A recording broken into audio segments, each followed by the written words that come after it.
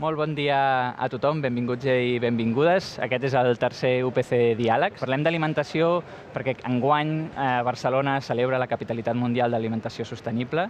Crec que aquestes jornades, a més, ens permetran aprofundir en què passa amb aquell plat que tenim a taula cada dia, quin és tot el sistema que fa que puguem tenir aquest aprovisionament a les grans ciutats i a més ens permetrà també reflexionar cap on volem anar, quina és aquesta alimentació sostenible que volem pel futur i que volem per totes les nostres ciutats, pobles i viles. De fet, aquesta alimentació sostenible ens ha d'aportar gran part de les solucions i ens ha d'aportar un futur més positiu.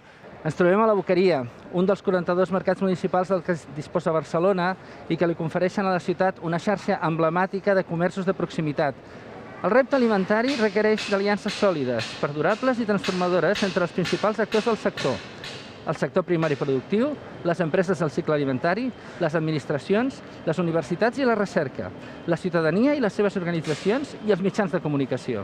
El sistema alimentari actual és un sistema global i complex que no s'alimenta de forma adequada. I què vol dir una alimentació sostenible?